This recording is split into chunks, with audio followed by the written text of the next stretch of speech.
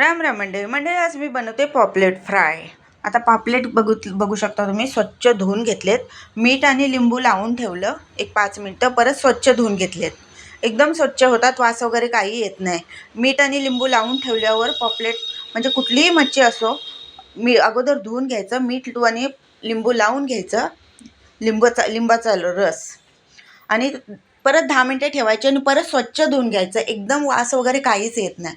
आता बघू शकता मी ह्याच्यामध्ये टाकलंय शेवग्याच्या शेंगाचे पानं, कोथिंबीर आणि पुदिना याची पेस्ट बनवली। दुसरं वाटण कांदा, खोबरं, हिरवी मिरची, लसूण, अद्रक, ओला नारळ घेतलाय, ते व्यवस्थित वाटण करून ते मिक्स करून घेतले, त्यात बेसिक मसाले सर्व टाकून। आता मी हे फ्राय करण्यासाठी घेतलंय तांदळाचं पीठ अर्धी वाटी बेसन घेतले, ह्याच्यामध्ये सगळे बेसिक मसाले टाकलेत। आता व्यवस्थित आपलं हे बेटर हे झालेलं आहे, मुरलेलं आहे चांगली पॉपलेट आपली, बघू शकता। आता बेसनचं कोटिंग करून व्यवस्थित फ्राय करून घेऊया। तेल गरम झालेलं आहे आपलं, बघू शकता। खायला खूप चविष्ट लागतात, एकदम एक वेगळी चव आहे।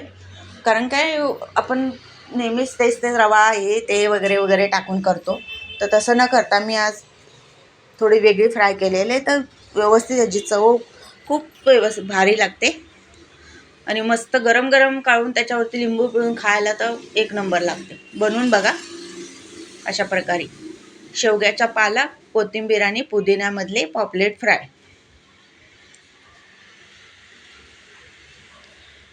आता मी उरलेल्या मसाल्यामध्ये कोळंबी होती, थोडी एक 20-25 कोळंबी होत्या, त्याच्यामध्ये मसाल्यामध्ये मिक्स करून ती फ्राय करून घेतली, ती पण एक नंबर लागली खायला, बघू शकता। मस्त अशी पॉपलेट फ्राय बनवून बघा, वेगळ्या मसाल्यातली, खायला एक नंबर।